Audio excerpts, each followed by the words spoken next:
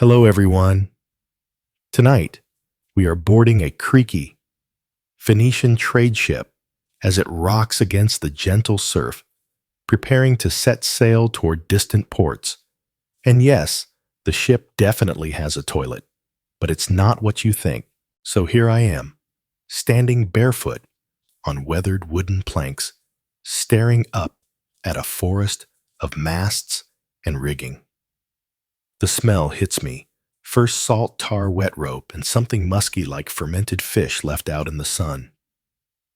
Somewhere in the distance, gulls scream over the docks, fighting over a discarded fish head. It's early morning, or what passes for it in this ancient port, probably Tyre or Sidon, depending on which historian you ask. The Phoenicians weren't great at labeling things for future tourists like me. Sailors bustle around, hauling bundles of cedar wood, amphorae stuffed with olive oil, and strange bundles of something purple murex. Dye, squeezed from unlucky sea snails, enough to stain a king's robes and bankrupt a small nation. I shuffle forward, dragging my feet, pretending I belong here, even though my linen tunic looks suspiciously clean compared to everyone else's salt-crusted attire. The ship itself is, well, generously described as seaworthy. About 20 meters long, narrow its belly bulging with cargo, and its bow carved into the shape of something vaguely intimidating, maybe a sea monster or maybe a goat, hard to say. A cheerful deckhand waves me aboard, yelling something in Phoenician that probably translates to "Don't trip on the anchor line, genius." I nearly do. The deck creaks underfoot as I step on. Everything about this vessel feels alive. The wood groans. The ropes tremble. The sail flaps lazily in the wind, waiting for that perfect gust to hurl us toward Egypt-Carthage, or perhaps straight to the bottom of the Mediterranean. I sidle past a man meticulously sealing amphorae with resin. He's muttering under his breath, likely cursing the fact that amphorae never seem to seal properly unless you insult their mothers first. Behind him, two men are arguing vehemently over whether the ship is overloaded. Judging by the way the water kisses the planks at my toes, I vote yes. And then I notice it. Near the stern, past the steering oars, a small, humble wooden plank jutting out over the sea. No walls, no curtain, just a plank, a hole, and a bucket hanging from a nail nearby. Oh no, no. Is that the toilet? But there's no time to think about that horror yet. A grizzled old man barks out a command. Ropes are hauled. The sail unfurls with a violent snap that nearly knocks me off my feet. And suddenly, the dock drifts away. The shore shrinks. The gulls fade into tiny white dots. We are officially sailing into the Bronze Age. A floating shopping mall, if your idea of shopping involves ivory tin glass and occasional death by drowning. The ship groans louder as it leans into the current. I glance nervously at the horizon, an endless blue, stitched to a paler sky. Nothing but water in all directions. Except, of course, for that one very solid, very visible toilet plank, swaying like a cruel joke at the edge of my vision. I try not to stare at it, failing spectacularly. I mean, how could I not? It's just there. A silent promise that eventually nature will call.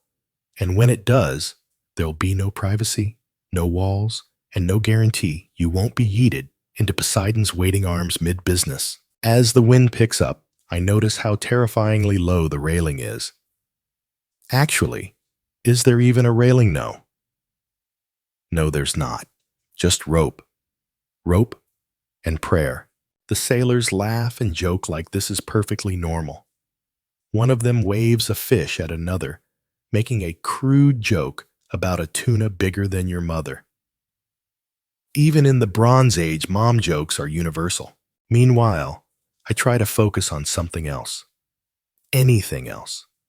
I watch a man mending a fishing net with practiced fingers. Another is rubbing oil onto the mast to prevent rot. Nearby, A younger sailor is no joke carving little figures of ducks into a chunk of driftwood. I ask him why. He shrugs and says something that roughly translates to boredom's a beast. Fair. Below deck, muffled voices echo merchants arguing over the price of copper ingots, someone searching for a missing crate of figs, and someone else complaining loudly that the goat tied near the cargo keeps trying to eat their sandals. The goat looks unrepentant. The ship rocks gently, then not so gently. Spray splashes over the deck. A sailor shouts something about trimming the sail. Another responds by spitting into the sea and yelling back what I'm pretty sure is Phoenician for trim it yourself. I'm on break. I shuffle toward the bow, trying to avoid looking at the open ocean toilet, but failing every few seconds. My brain keeps circling back to the same uncomfortable truth: I'm going to have to use that thing. Eventually. Maybe not today, maybe not tomorrow, but it's inevitable. Historians still debate whether some ships had canvas privacy curtains rigged up, or if that's just wishful thinking by modern archaeologists who've never tried balancing on a wooden plank in 20-knot winds while contemplating their life choices. The sun climbs higher. The sea stretches on infinite and merciless. And as I lean against the mast, listening to the slap of waves and the occasional cursing from below deck, it slowly dawns on me. This is it. This is life on a Phoenician trade ship, a floating miracle of human ingenuity, craftsmanship, and complete disregard for bathroom dignity. The ship groans under the weight of its cargo as we slip further from the coastline. The wind catches our sail, snapping it taut like a slap from an angry giant, and suddenly the deck tilts just enough to remind me that the ocean does not care about my personal space or my questionable sea legs. I weave between stacks of cedar planks, fresh from the mountains of Lebanon, carefully bound with rope and smelling like heaven's own lumberyard. It's the backbone of this ship's cargo, quite literally in some cases, since Phoenician cedar was prized all over the Mediterranean for building everything from temples to ships to really fancy doors. Wedged between the lumber are tightly sealed amphorae, tall, narrow clay jars filled with olive oil, wine, and occasionally something that might be fish sauce or might be a biohazard. Historians are still debating whether these ships carried fermented fish paste as a delicacy or as a form of passive-aggressive warfare against rival traders. I squeeze past a stack of linen bundles, dyed in a color so deep, so rich, it looks like someone bottled royal arrogance itself. Ah, the infamous Tyrian purple. Made, as you may know, or as you are now, unfortunately about to know, from the mucus of thousands of crushed sea snails. Romantic right. It smells about as lovely as you'd expect. A sailor waves me aside, grunting as he hoists a crate of blown glass beads. These little treasures are headed for Egypt, where they'll be traded for grain gold or whatever shiny thing catches someone's eye. I duck under the swinging crate, narrowly avoiding a head injury that would have made this a very short trip. The deck is organized chaos. Barrels strapped with rope baskets of dried fruit tucked under benches, and somewhere near the stern, a goat tied loosely to a post munching lazily on a woven sandal. Someone clearly forgot was there. The goat makes eye contact with me like, yeah, what are you going to do about it? We pass a pile of ivory tusks. Yep, genuine elephant ivory, probably sourced from North Africa. It's unnerving seeing it so casually dumped alongside sacks of resin and bundles of papyrus. I run my hand over the smooth, curved surface of one tusk, wondering if it'll be carved into a comb, a figurine, or maybe the hilt of a dagger destined for some minor king's belt.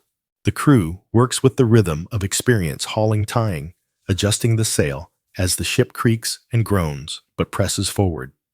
I ask one sailor how they decide what cargo to take. He scratches his beard, shrugs, and says something like, "Whatever makes money, friend." Cedar, glass dye, gold, even monkeys if you can catch them. I glance nervously at a sealed cage near the back of the deck.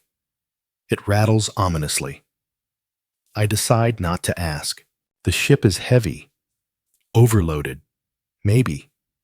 The water line is disturbingly close to the top of the deck. Every time a wave slaps the side, a cold spray kisses my ankles. The sailors don't seem bothered.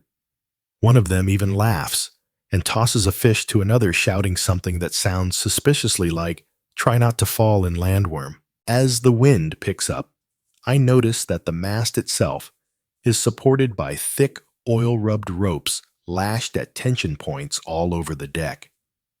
The wood groans, but holds. Phoenician shipbuilders were, after all, absurdly good at their jobs. Their ships crossed seas others barely dared to peek at. These were the pioneers of maritime trade, masters of currents wines, and unfortunately basic sanitation. Because, yes, my eyes drift again toward the stern, toward that accursed toilet plank. A lonely slab of timber sticking out past the ship's edge, swaying slightly with every roll of the sea. It's like the ship itself is mocking me. A sailor notices me staring. He smirks, wipes his hands on his tunic, and says something like, "First time at sea, eh?" Then he points at the plank and makes a dramatic swooping motion, with his hand imitating someone being flung into the waves. The other sailors laugh. I do too, nervously. Very nervously. The sun climbs higher. The heat settles in. The deck bakes underfoot. Somewhere below, someone opens a crate of salted fish, and suddenly the whole ship smells like a fish market during a heat wave. I cough, wave the air, and back away right into a coil of rope that nearly sends me tumbling headfirst into a barrel of dates. Smooth. Very smooth. In the distance, another Phoenician ship bobs on the horizon. We pass each other close enough for the sailors to shout insults across the water. Something about someone's mother and a goat again. Apparently, goats feature heavily in Bronze Age humor. I overhear a merchant explaining how the ship's route works. From Tyre to Cyprus for copper, then down to Egypt for grain, ivory, and luxury goods. Maybe westward to Carthage, or beyond toward mysterious lands where the sun kisses the ocean. All of it powered by wind cedar and a sheer disregard for the concept of comfort. As I wander toward the bow, the deck tilts just slightly, sending a trickle of seawater rushing toward my toes. I dance awkwardly away, pretending like it didn't happen. But I can feel the sneer of every sailor who's ever survived this job. Then it happens. A loud crack from the rear. Everyone freezes for half a heartbeat. Turns out, it's just a barrel shifting against the railing, but the sound reminds everyone that this ship is as much a gamble as it is a vessel. The Mediterranean is fickle. The sea takes what it wants. I glance one more time toward the toilet plank. A seagull lands on it, briefly looks around, then flies off, as if even the gull finds the idea of using it beneath its dignity. And yet, we sail on. Further from land. Further from anything remotely resembling a bathroom with walls. Just me, 70 tons of cedar amphorae full of dye, and the slow dawning realization that this entire ship is basically a floating warehouse powered by human misery, economic ambition, and the occasional strong breeze. I finally work up the courage, or maybe the exhaustion, to venture below deck, squeezing myself into the cramped space that qualifies as the living quarters for the crew. If you were picturing cozy bunks, warm lanterns, and hammocks gently swaying in the salty breeze, let me stop you right there. It's dark.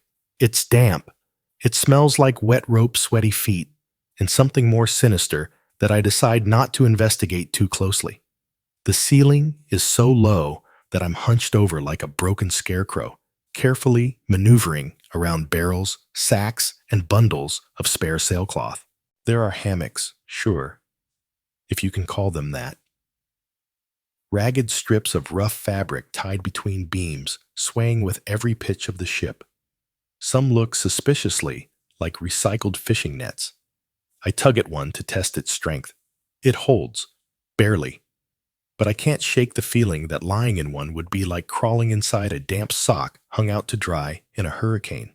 A sailor shuffles by, grinning through missing teeth as he gestures toward an empty hammock and mutters something that I think translates to, "Sleep tight. Try not to fall through." I chuckle politely, but eye the hammock like it's about to bite me. The air down here is thick, muggy, stale. Every breath tastes like salt mildew and a faint hint of goat, because yes, the goat is somehow down here now, chewing on a length of rope like it's the best meal it's ever had. As I move deeper, my shoulder scrapes against a stack of amphorae. One wobbles dangerously, and I freeze, picturing headlines like "Idiot Time Traveler Destroys 3,000-Year-Old Cargo." Thankfully, it settles, for now. Overhead, the muffled groans of the ship echo with each swell of the waves.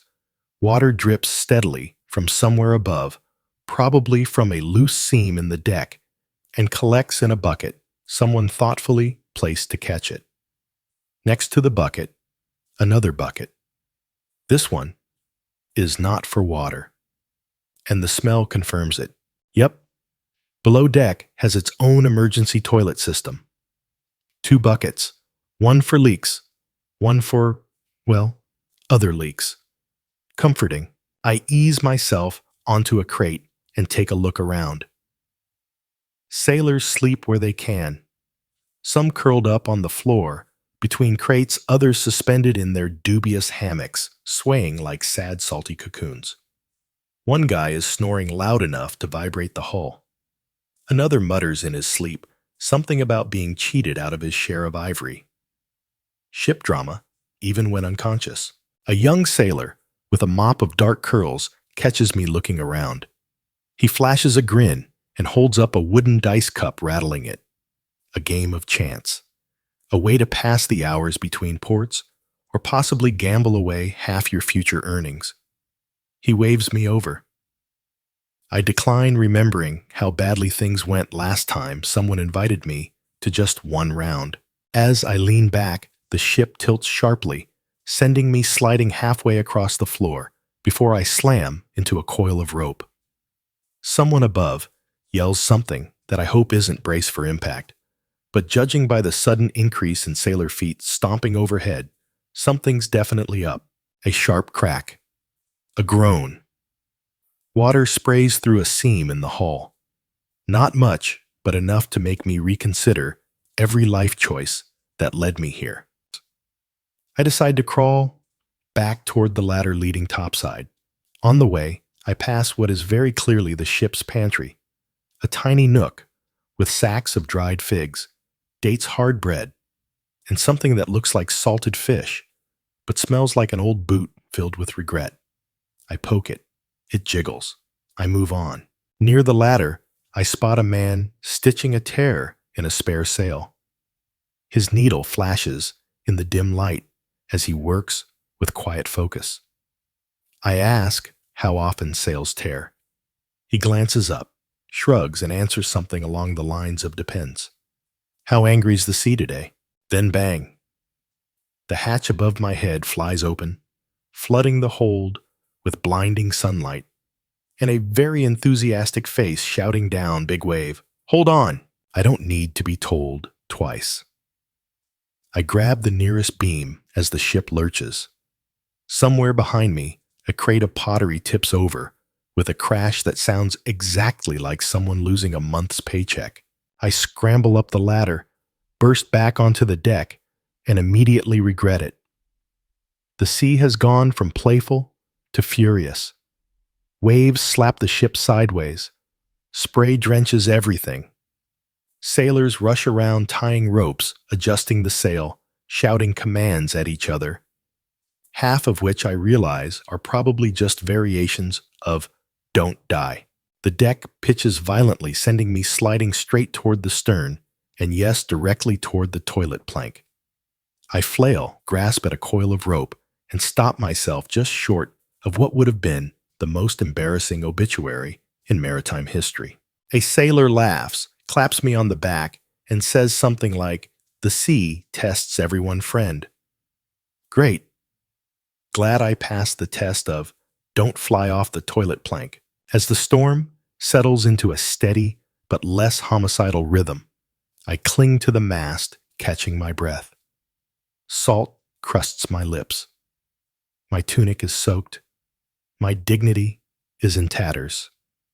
But I'm alive. Somewhere behind me, the goat bleats in protest as another wave soaks the lower deck. Someone curses. Someone else laughs. And the ship keeps sailing, because of course it does. This is what it means to live on a Phoenician trade ship. A cramped, chaotic, sometimes horrifying, sometimes hilarious floating miracle of ancient engineering. And the toilet, still there, still swaying, still waiting. The storm isn't quite over. But the worst of it seems to have passed. Unless, of course, the sea is just catching its breath before round two. I cling to the railing, if you can even call this thin strip of rope a railing, watching as waves slap against the hull, sending spray high into the air. Every creak of the wood sounds like it might be the one that finally sends us to the bottom. And yet the sailors move about like this is just another Tuesday. One's bailing water from a leak near the bow with a bucket that's seen better centuries. Another is tying down a crate that tried to make a break for it during the storm. Nobody looks particularly bothered, except the goat. The goat looks absolutely done with everyone's nonsense. I shuffle toward the stern carefully this time because there it is again, the toilet. Or, as it might be better described, the plank of doom. It juts out from the deck like the universe's worst balcony. A narrow wooden board suspended over the open sea with a single circular hole in the middle. No walls, no privacy. Just you, your dignity, and the Mediterranean. I sidle closer partly because I'm a masochist, and partly because, well, curiosity. The plank wobbles a little with every wave. Below it, the sea churns green, foamy alive. One strong wave could snatch a person clean off the board and drag them into the depths. A sailor notices me staring. Again, he strolls over grinning. "Go ahead," he says in heavily accented Phoenician, tapping the plank with his foot. "It's not so bad until winter." He chuckles and walks off. I don't want to know what happens in winter. Balancing on this thing must be an art form. I mean, imagine it.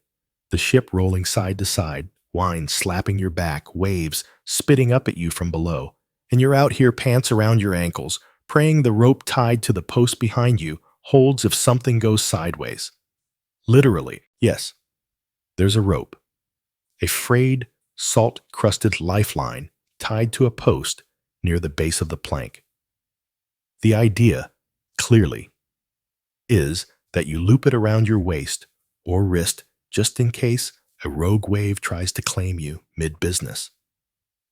Comforting, historians still debate whether every ship had a setup this sophisticated, or if this was more of an upgrade seen on larger merchant ships like this one. Some argue smaller vessels didn't even bother with a plank and just encouraged folks to squat over the side while holding onto a rope. Others suggest there might have been a privacy curtain made of sailcloth, rigged up when someone needed a moment alone.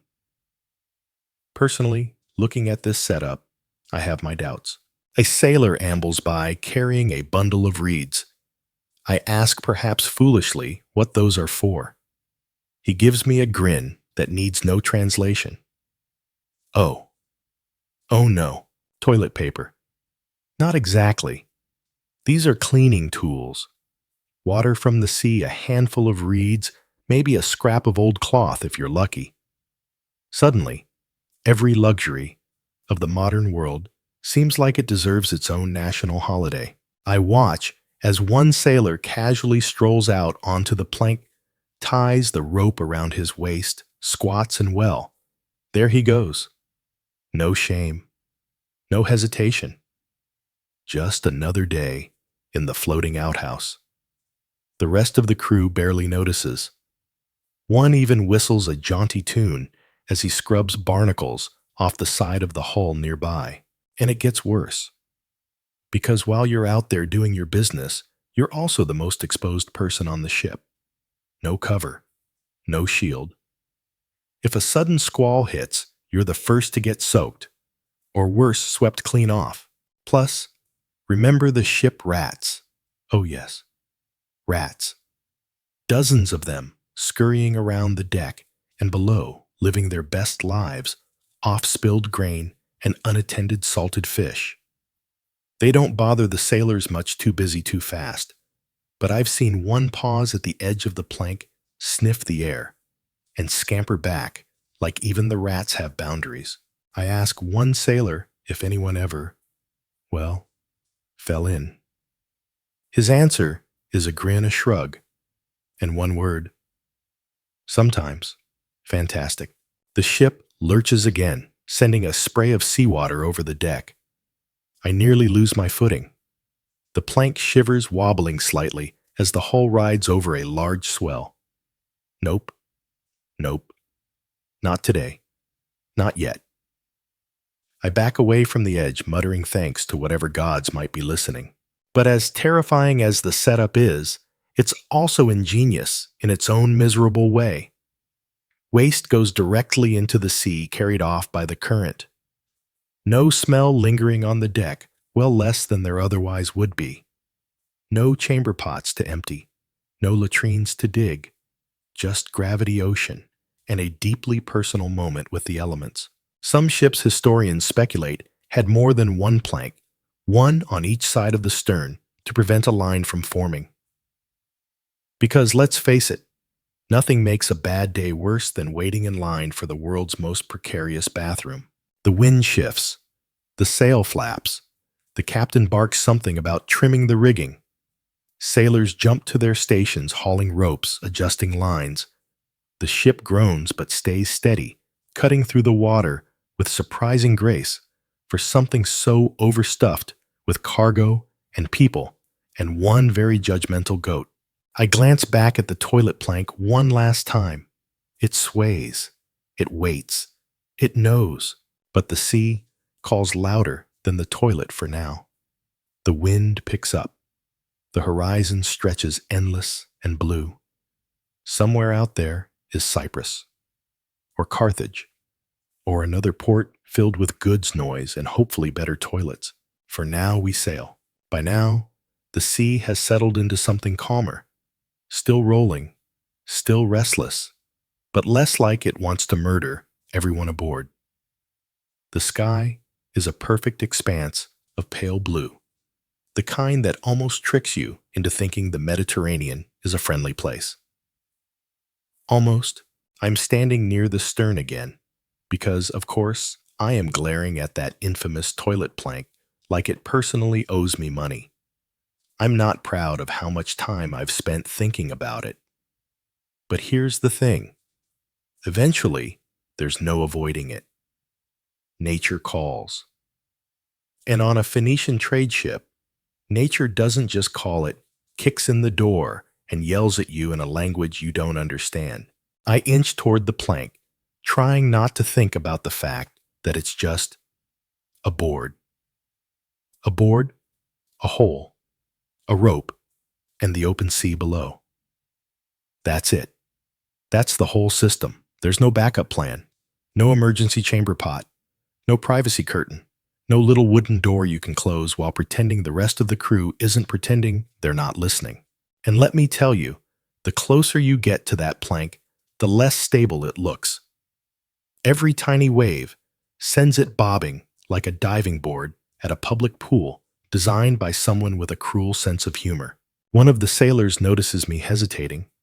He laughs, wipes his hands on his tunic, and offers a helpful tip. Keep your knees bent. Balance better. Great. Excellent advice. I'm sure that'll comfort me while I'm dangling over Poseidon's personal compost bin. I step onto the plank. It creaks. The rope groans. The wind picks up just a little, just enough to remind me that gravity is both my friend and my mortal enemy. I crouch, slowly, carefully, trying very hard not to think about what happens if the ship lurches at the wrong moment. And that's when I realize something else. You are in this moment the most vulnerable creature on the face of the earth. No defenses, no dignity. Just you, your squatting stance, and the possibility of a rogue wave turning a bad day into a tragic maritime footnote. The ocean stretches out beneath me, a never-ending swirl of green and blue. The water fizzes with foam where the ship's wake disrupts the surface. Tiny silver fish dart near the hull, probably wondering why humans do such ridiculous things. The view is spectacular, which feels almost unfair. You shouldn't get a view this good from what is essentially a hole in the floor. But there it is, the vast, endless horizon sunlight glittering on the waves, the occasional seabird coasting along the breeze, and the sound. Oh, the sound. The rhythmic slap of waves against wood, the groan of ropes under tension, the distant shout of a sailor adjusting the sail. All of it mixes with the occasional, very unfortunate splash from directly below me. Somewhere behind me, someone laughs. I don't turn around. I refuse to acknowledge my audience. This is happening. We're doing this. There's something else, too. An odd fact I hadn't quite appreciated until now. The position of the toilet plank isn't random. It's placed deliberately just far enough from the rudder to avoid complications, but close enough that the current pulls waste away from the ship. Engineers. Even in 1000 BCE, they were thinking ahead. Well, sideways. Historians still argue about whether this setup was considered standard practice or whether it was one of those we figured it out as we went along kind of solutions. Some suggest that earlier ships didn't even bother with planks and simply designated a spot at the rail. Others propose there were simple wooden boxes with a hole in the bottom placed over the stern beam. This plank, though, this was clearly the result of centuries of trial error and a whole lot of uncomfortable accidents. As I finish my business without incident, thank you very much. I shuffle back onto the deck, adjusting my tunic, trying to look like someone who totally has his life together, and definitely wasn't just gambling with gravity moments ago. The sailor who gave me advice earlier gives me a nod of approval. Didn't fall in, he says. Good first trip. There's a twinkle in his eye, like this is some kind of rite of passage. Honestly, it kind of is. I glance back at the plank, still swaying slightly in the breeze. There's something weirdly poetic about it. A reminder that no matter how advanced a civilization gets, whether they invent the alphabet, glassmaking, or international trade, they still have to solve the same basic problem. Where does the poop go? Nearby, two sailors are arguing over the correct way to secure a crate of amphorae. One swears the knot goes left over right. The other insists it's right over left. They settle the argument by both yelling at a third sailor, who promptly tells them they're both wrong and storms off to get more rope. I wander toward the bow for some fresh air, which, by the way, is vastly improved away from the stern. The salty breeze fills my lungs, tinged with the scent of tar-wet wood and a hint of whatever cargo is fermenting in the sun today. Looking around, it's clear the ship isn't just a boat. It's a floating ecosystem.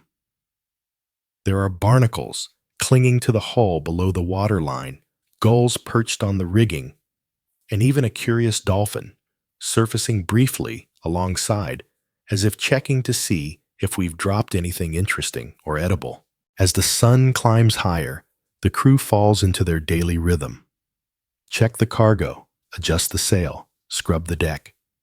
Yell at the goat who has somehow escaped again and is attempting to eat someone's belt. I notice one of the sailors sitting cross-legged near the mast, whittling a small figurine out of driftwood. It's a fish, or maybe a bird, hard to tell. He catches me watching and holds it up proudly before going back to his work. "For my daughter," he says with a grin. Even 3,000 years ago, dads were making bad crafts for their kids. The wind shifts, the sail creaks, the horizon looms ever onward, and with it, the next port, the next trade, the next adventure. But for now, the ship sails on, and the toilet plank, still there, still waiting, forever part of the voyage. The sea has turned from a deep, mysterious blue to something lighter, brighter, almost inviting.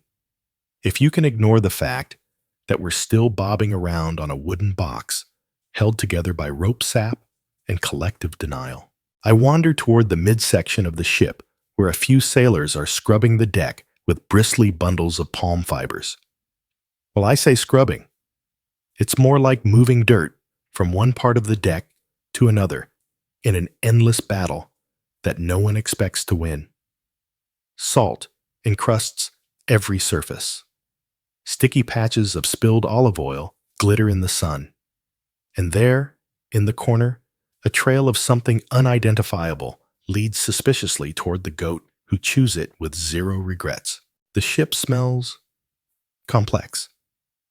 Layers of tar salt wood, sweat fish, and something sharper underneath.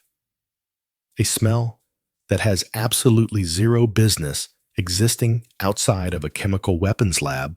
Oh wait, that's the murex dye. Yep, crushed sea snails fermented in clay jars under the relentless sun.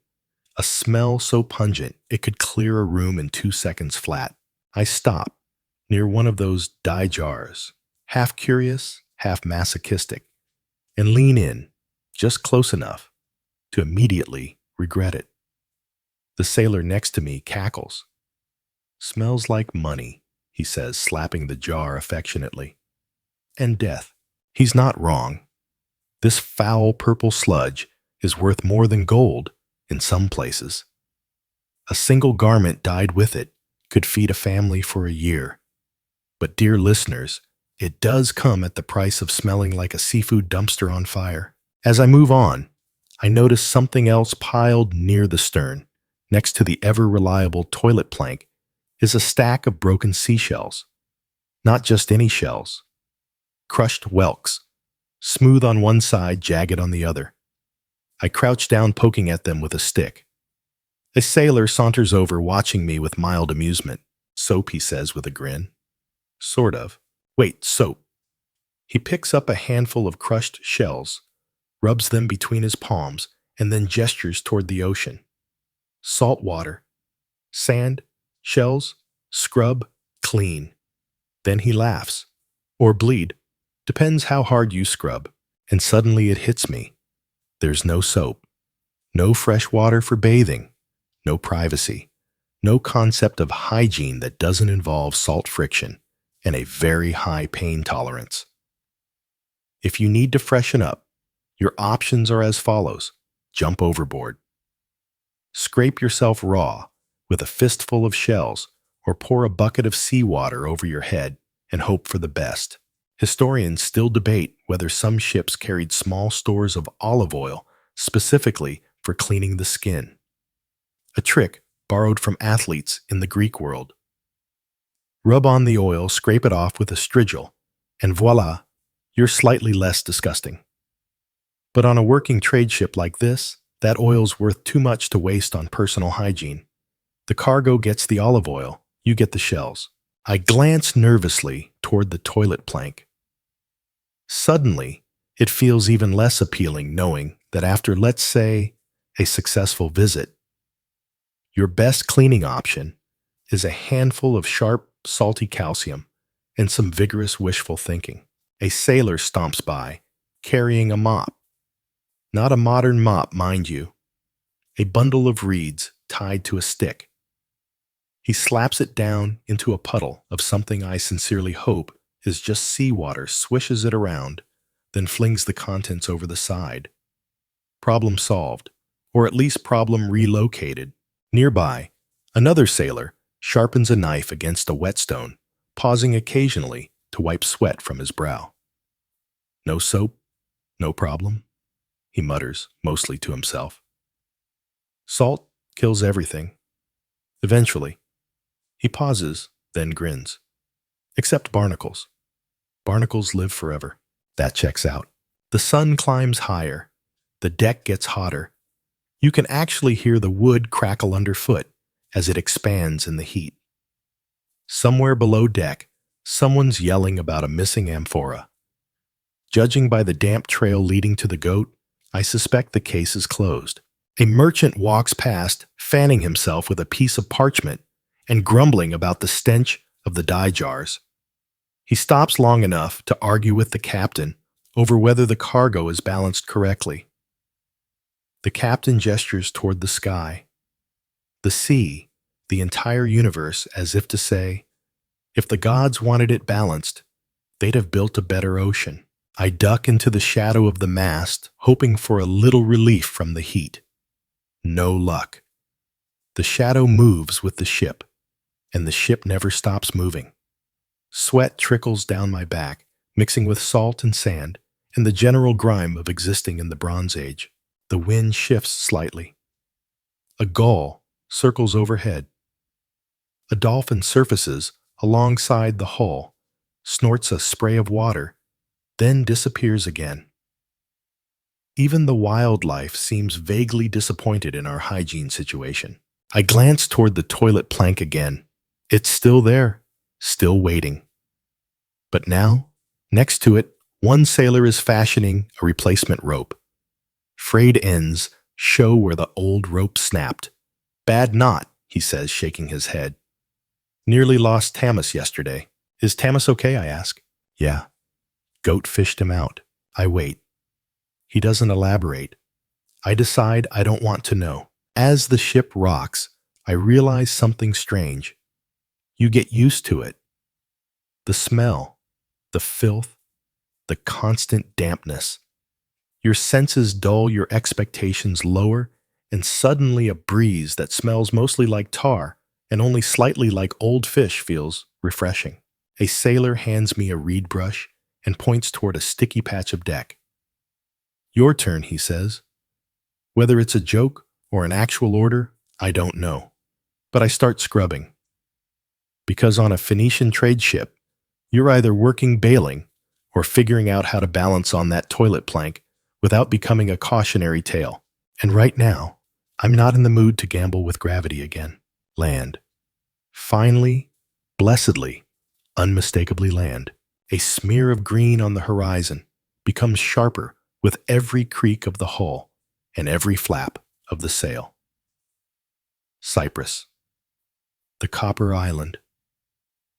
A major pit stop on our little voyage of discomfort splinters and existential toilet anxiety. As the ship glides into the harbor, I can feel the energy shift. The crew perks up. The lazy rhythm of life at sea transforms into something frantic, something purposeful. Lines are thrown. Anchors drop. Sailors hustle around the deck, securing the ship, shouting to dock workers, preparing for the sacred ritual of unloading half the cargo and arguing about who gets paid and who gets scammed. The smell of the port hits me even before the ship fully stops. Saltfish resin, wood smoke, spices, and something distinctly human. Yep, even from here, you can tell the sanitation situation on shore isn't exactly 5-star. But compared to what we've been working with, oh, it smells like paradise. I follow a few sailors down the gangplank, stepping onto solid ground for the first time in days. The sudden lack of swaying makes me feel like I'm swaying. My legs do that weird jelly thing where they forget how to walk like a land creature. A nearby dock worker watches me stagger past and mutters something that's probably either new to sailing or should have stayed on the boat. The dock itself is chaos. Crates stacked 3 high, oxen pulling carts loaded with copper ingots, big heavy slabs shaped like stretched animal hides, Bronze Age money. Nearby bundles of timber jars of olive oil, baskets of dates, and coils of rope are being traded, inspected, haggled over with the intensity of a modern stock exchange, except everyone's barefoot, and at least half of them are armed with knives. And oh yes, the smells. As delightful as it is to be off the ship, it turns out that a bustling Bronze Age port isn't exactly a lavender-scented spa day. Fish guts mingle with smoke from charcoal braziers. Someone nearby is roasting something that smells like lamb, or maybe rat, depending on the exchange rate. I wander a little farther, weaving between merchants arguing over the weight of a jar sailor's unloading fragile glassware and a very bored camel chewing on a rope that does not belong to it. But the cargo isn't what catches my attention. It's the realization, an ugly nose-wrinkling realization, that the toilet situation on land isn't dramatically better than what we had on the ship. See, while the ship at least had the mercy of gravity and a helpful ocean current, ports like this relied on less elegant solutions. As I turn a corner, I spot it, a narrow alley behind the warehouses where runoff from, well, everything flows downhill into a ditch. A man squats casually against the wall, nods at me like we're old friends, then goes back to his business. Nobody bats an eye. I step over a suspicious puddle and instantly regret looking down. Another sailor chuckles as he strolls by. "Welcome to Cyprus," he says, grinning. "Better footing, worse smell." He's not wrong. Historians still debate whether ports like this had designated public latrines or if the nearest wall policy was the norm. Some archaeologists argue that larger settlements probably had rudimentary sewer systems, stone channels running under the streets. But whether that's true here or just wishful thinking depends on which dig site you ask. I follow the crew toward the marketplace where the cargo is being appraised. Merchants lean over baskets of glass beads, whispering about prices. A man gestures excitedly toward a slab of ivory while his customer squints, fingers the tusk, and sniffs it, because apparently that's how you tell if ivory is authentic. Suddenly, a sharp, angry voice cuts through the din. 2 traders are in a full-blown shouting match over a shipment of amphorae. One claims they're filled with wine. The other insists it's vinegar. A quick check resolves it. One unlucky dockworker pops the seal and recoils as the unmistakable stench of fish sauce fills the air. Everyone groans. Turns out someone mixed up the cargo, or didn't. Historians still debate whether this was a mistake or if fish sauce was just in way higher demand than anyone likes to admit. I slip away from the bickering and follow my nose, unfortunately, to the warehouse district where the ship's glass cargo is being carefully unpacked. Delicate, hand-blown glass cups, beads, perfume bottles nestled in straw, bound for markets far beyond this island. Beautiful, fragile, worth a fortune, and completely at the mercy of a clumsy dockworker tripping over, say, a goat. As if on cue, a goat bleats loudly and trots past, dragging a piece of rope it absolutely should not have. The sailor chasing it has the exhausted expression of a man reconsidering his life choices.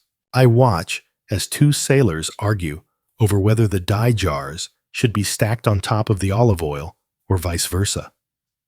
They settle it the way most things get settled here, loudly, with lots of hand gestures, and ultimately by asking the captain, who rolls his eyes and mutters, "Stack the jars." If it leaks, the gods wanted purple oil. Nearby, a boy runs past with a bundle of reeds under his arm. I ask what they're for.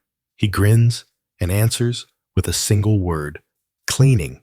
Ah, right, cleaning. Same as on the ship, same as everywhere. Grab some reeds, find a ditch or an alley, and pray for rain. I glance around. No public bathhouses here, not even a fountain in sight. If you need to freshen up, you go down to the shoreline, splash some salt water on your face, and call it a day. Maybe scrape yourself with a broken shell if you're feeling fancy.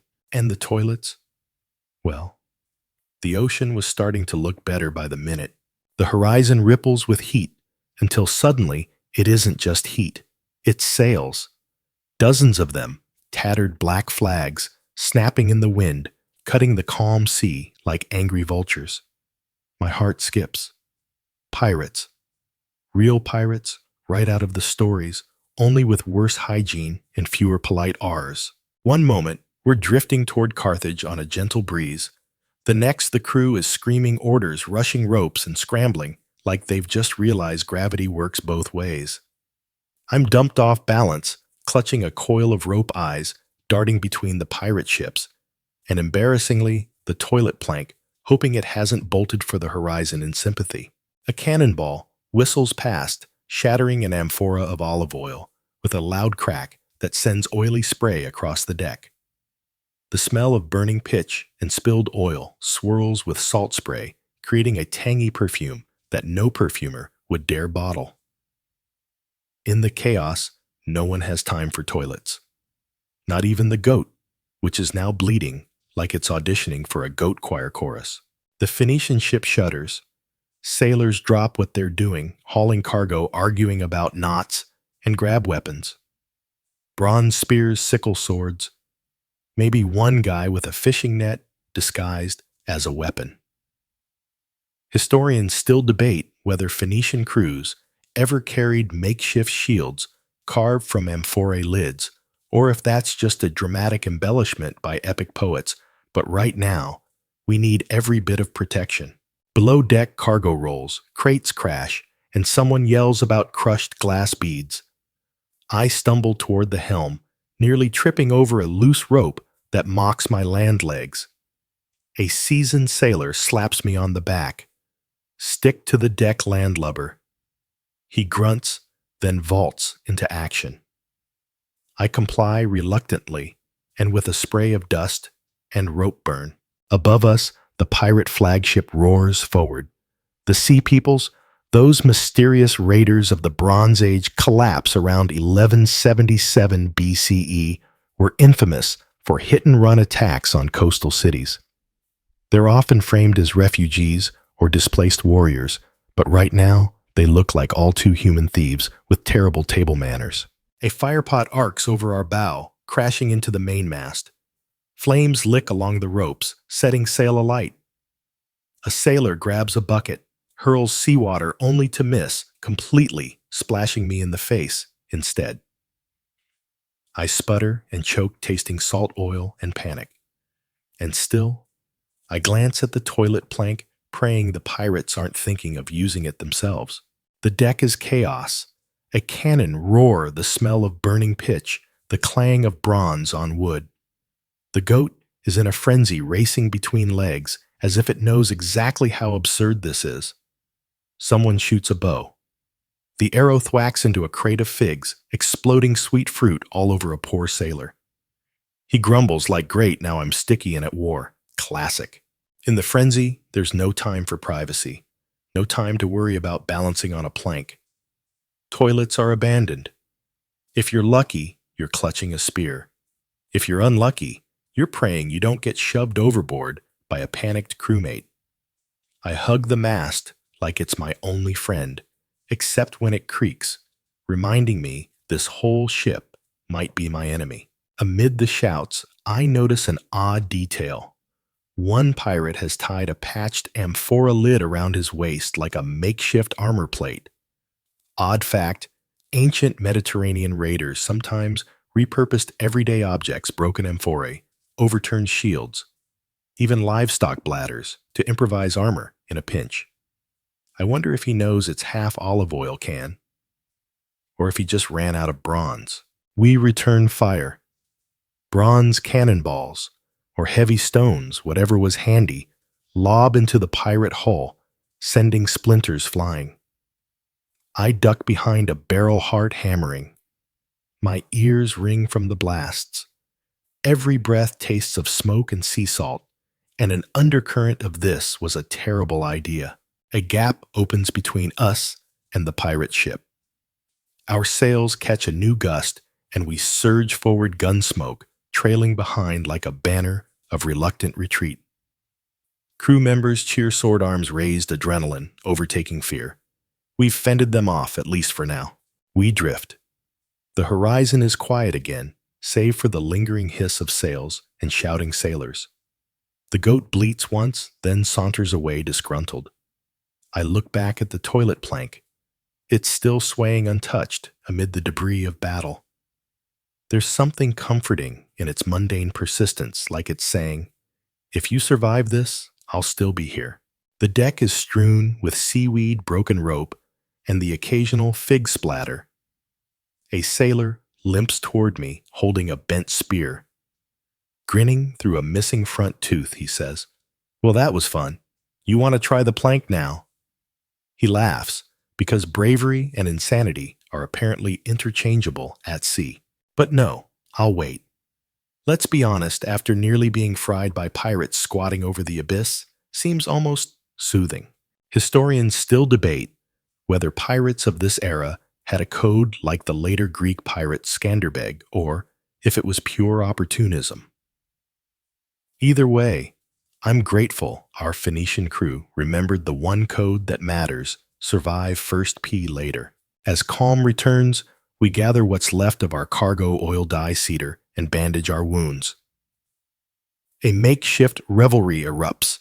Someone passes around a broken amphora of wine, chanting a bawdy tune that definitely mentions goats and possibly someone's mother. Mom jokes timeless. I sip the wine, wince at the sour taste, and look at the sea. The horizon is empty. The wind feels gentler. The ship creaks in relief. And somewhere behind me, hidden by the chaos, the toilet plank still sways, waiting for its moment, calm, patient, unembarrassed by battle, by blood, or by goat. I sit on a crate, nursing my shoulders, letting the adrenaline drip away. My lungs fill with sea breeze. The smell of salt mixes with pitch, and just a whisper of purple dye. The world feels oddly serene somehow, more precious for the violence we just survived. Eventually, someone calls for repairs. The sails need mending. The mast needs tending. And yes, someone will need to clean the deck. But the toilet plank, it can wait. Let it bask in its silence, a testament to grim resilience. Because if you survive pirate storms and goat assault, a little open-air squatting seems trivial. We step off the gangplank into a swirl of dust and noise, my feet grateful for solid ground even as they protest with jelly-legged tremors. The Carthaginian port sprawls around me like a living puzzle, narrow alleys opening onto broad plazas, wooden sheds spilling amphorae into sun-baked sand, and the steady clatter of wagon wheels over cobblestones. My nostrils flare at the tangle of scents: roasting goat. Some irony there: smoked fish, cedar smoke from the ship's timbers, and an undercurrent of something pungent. Public latrines.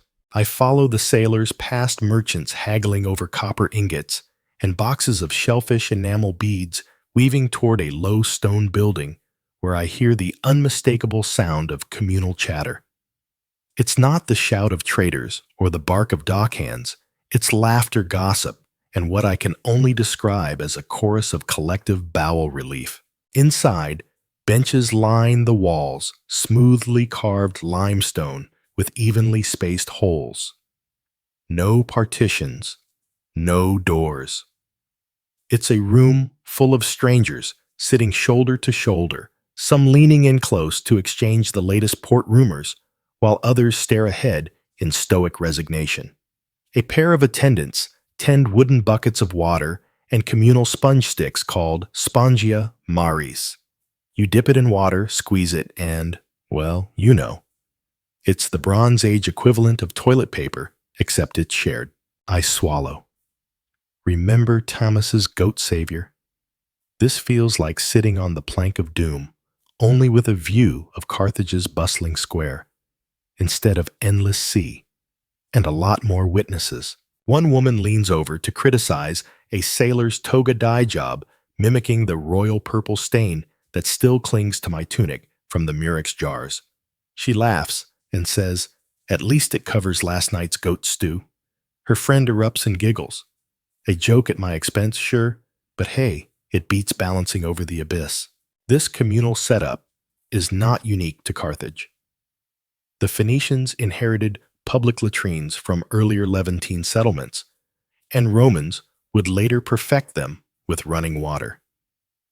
Historians still debate whether these sponges were cleaned with salt water or a vinegar brine. Some argue the acid stench kept infections down. Others say it was simply cheaper than fresh water in an arid port. I edged to the back, hoping for a quieter corner, only to discover a row of squatters deep in animated discussion about the latest gossip, a merchant who allegedly bribed the governor's aide, a runaway camel that stole a loaf of bread, and whether the nearby tannery's noxious smell could strip paint off a ship in seconds. They pause mid-tail glance at me and resume as though I'm a spectator at the world's most awkward dinner party. An attendant shuffles by with a wooden bucket of water. He nods at me, pointing out how the system works. Pour dip, swipe, rinse, repeat. I watch, fascinated by the oddly graceful choreography. The attendants move silently, refilling bucket rinsing sponge and sweeping the floor with bound reeds so the space doesn't flood. Efficiency and discomfort. Despite the lack of privacy, there's a camaraderie here. A sailor leaning on the bench whispers to a friend, "Better than the high seas plank, eh?" His companion coughs politely and nods, eyes fixed on the far wall where carved reliefs depict the founding of Carthage by Queen Dido. That canonical moment in 814 BCE, when refugees from Tyre fled famine, and legend credits her with laying out the first stone. I step closer to admire the relief Dido, offering ivory and gold, her crown tipped at an angle, like she's had one too many glasses of wine. The scene reminds me how resourceful the Phoenicians were, trading cedar glass and purple dye, and yet still wrestling with life's simplest necessities. An odd fact floats into my mind: some of these public latrines doubled as social clubs. People discussed grain prices, shipping rumors, and even local betting odds, since plenty of money changed hands over who'd get stuck with the smelliest stall. One merchant boasts he invented a sponge tether, a leather thong, so you couldn't lose it in the bucket. Revolutionary hygiene hack. Probably. Stories still argue whether he patented it or just gave away prototypes to friends. I take a deep, steadying breath. The breeze from the open door flutters my tunic, carrying the mingled aroma of salt air and less savory port fragrances. It's almost soothing, like those seashell scrubs back on the ship, once you get used to how much they sting. Someone behind me clears their throat. I realize I'm standing too close to a man juggling his shopping list and a handful of sponges. I step back accidentally, knocking over a small clay cup that clinks along the stone floor. Heads turn. I mutter an apology so quiet it probably came out as goat noises. Everyone turns back to their business, which is both comforting and horrifying. Leaving the latrine, I emerge blinking into the bright sunlight, grateful for my anonymity among the straw hat dock workers.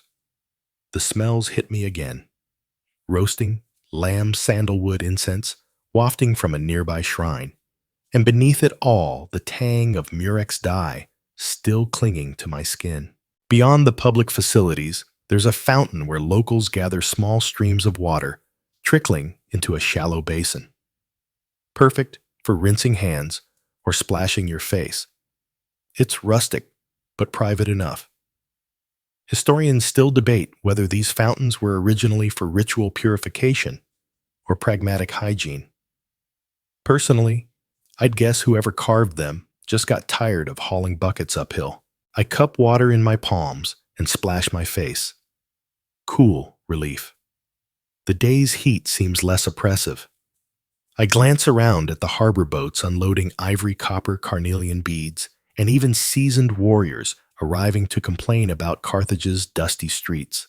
I wander past a row of taverns, advertising fish sauce, wine curse, that ambiguity street performers, strumming lyres, and children darting through crates while playing tag. The port's energy is a stark contrast to the steady monotony of the ship. Here, life throbs with commerce and community, even if that community sometimes gathers to discuss excrement. As I head back to rejoin my crew, I can't help but appreciate the irony on board the toilet plank dangled over the abyss, demanding courage and balance. Here in port, the public latrine demands social finesse and a willingness to share sponge sticks. Neither option wins any comfort awards, but both reflect the same human ingenuity, finding solutions, however awkward, to life's inevitable calls. I pause, letting the harbor's sounds wash over me. A gong clang from the temple, the bray of a donkey tethered near the quay, the murmur of a distant argument over the price of figs. I breathe it in. Soon, I'll step back onto the ship, trading gossip-filled benches for gravity-powered planks. But right now, right here in Carthage, I'm reminded that no matter where you go, people find ways to talk, to laugh, and to solve the same problems together. And if you're lucky, you get a fountain afterward. The sails billow with a steady breath. As we set course for home, the hull creaking like a tired beast, relieved to carry less cargo. Days of trade and turmoil have given way to routine mending sails, checking amphorae, and straightening the goat's rope, though I suspect it straightened its own rope when it rescued Tamas below deck. I wander aft, eyes drawn once more to that infamous plank. It juts over the water like a wooden invitation. Use me at your own peril. Today, though something's different. The plank's support beam, a mighty timber, lashed to the deck, wears a suspicious crack. A thin split that fights the sea breeze with every lurch of the ship. I step closer, testing the plank's stability with a cautious toe. It quivers. Not hurricane quiver, but I've carried centuries of human dignity into oblivion quiver. A sailor glances my way and nods curtly, then pretends he didn't notice the crack. Classic. The wind picks up, carrying the scent of cedar, murex-dyed, and distant port memories. I brace myself against the mast, listening to the sea's steady hymn. Below, someone argues about whether the leftover goatherd stew counts as dinner or an unfortunate prank by the cook's apprentice. The goat watches unimpressed by human theatrics. Suddenly, a sudden snap. The support beam groans, and the plank tilts dangerously. My stomach drops to the sea below. I leap back just as wood fibers splinter, and the outer edge sags, sending a spray of seawater across the deck. A bucket clatters as it falls from its nail. Everyone freezes. Captain's voice booms. Reinforce that plank at once. Two sailors rush over with spare rope and wedges of wood. They tie new lashings, wedge the cracks, and beat the timber back into place with wooden mallets. Their motions are swift but strained, each hammer strike echoing like a heartbeat. I offer help foolish given my track record, and they hand me a coil of rope. My hands, still rough from seashell scrubs, dig into the fibers as I loop it around the plank and secure a sailor's knot. Balance is tricky. The deck tilts underfoot, urging me to tango with gravity. I hold steady, heart pounding like a bronze drum. As they finish, the plank sits straighter but barely. One sailor taps it with his dagger, testing its resilience. It groans. He shrugs and says, "Better than last year." I don't ask what happened last year. I don't want to know. Of course, this crisis sparks an argument. One crew member insists it's the deck's fault, too much cargo shifting, he claims. Another blames inferior cedar from that last port. A third, with a goat tan and sideways grin, maintains it's divine punishment for someone's mother, because in every sailor's jest lies a mom joke. They debate whose duty it is to clean up the sea water and wood splinters.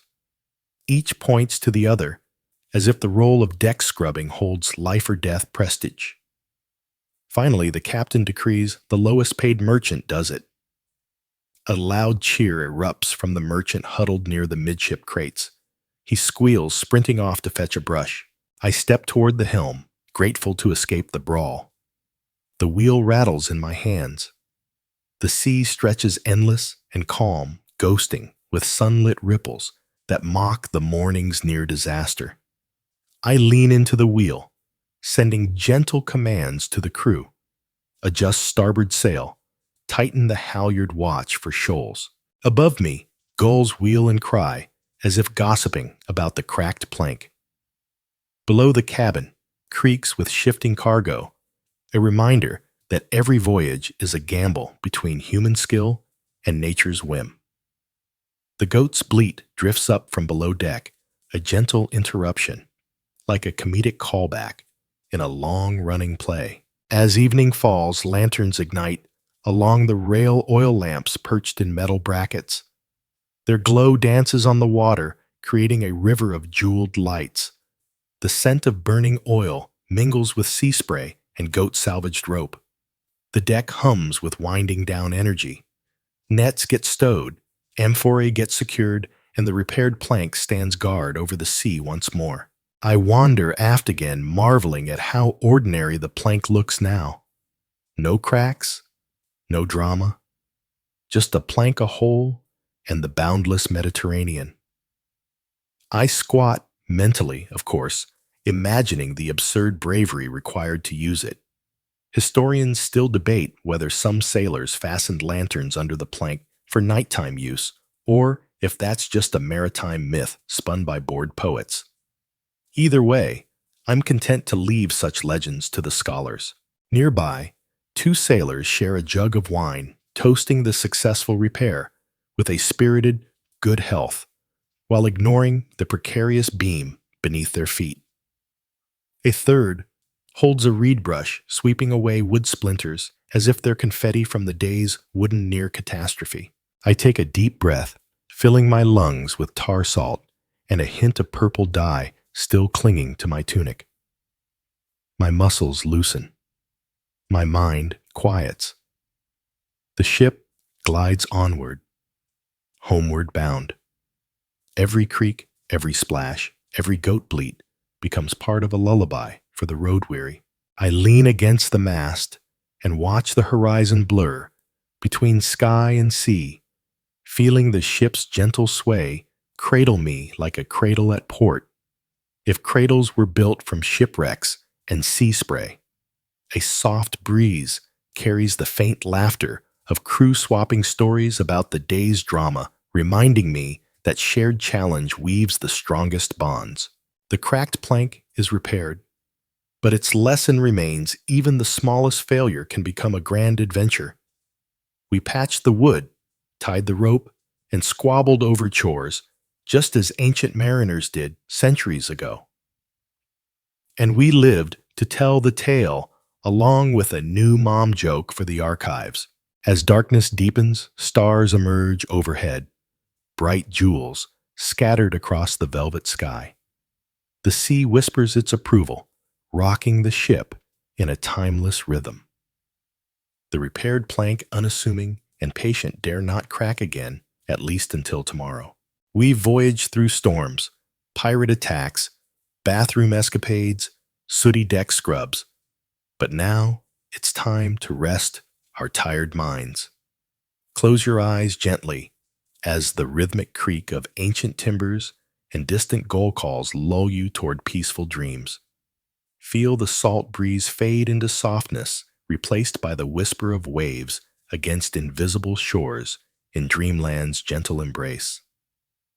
Let the memory of that wobbly plank and the goat's triumphant bleat drift away like a distant, comforting sea shanty. Imagine cedar-scented cargo holds dissolving into soft moonlight where the scent of purple dye becomes a lullaby for your soul. Historians still debate whether ancient sailors slept in hammocks or on planks. But tonight, you sleep firmly on clouds instead. Drift past images of bustling ports and latrines, allowing each vision to soften and fade into restful oblivion's gentle mist. Your voyage through Bronze Age toil and triumph has ended. Now, surrender to peaceful warmth, coursing through every sleepy limb. May the ghosts of sea spray and resin-scented ropes guide you toward dreams filled with ancient wonder and soft serenity. The goat's bleat becomes a distant echo, replaced by your heartbeat's steady rhythm, a testament to safe harbor in sleep.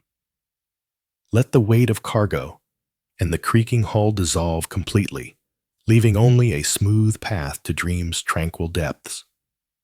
Tomorrow awaits new stories, but tonight we honor quiet reflection, gentle breathing, and the soft melodic murmur of sleepy seas. Sleep now, traveler, as academic debates fade into whispers and the vast ocean's embrace carries you gently toward dawn's promise. Close your eyes, dear listener, and rest assured that even ancient mariners found solace after days' trials beneath starry skies. Good night, and may your dreams flow smoother than any plank's precarious sway, carrying you safely and silently through slumber's gentle currents.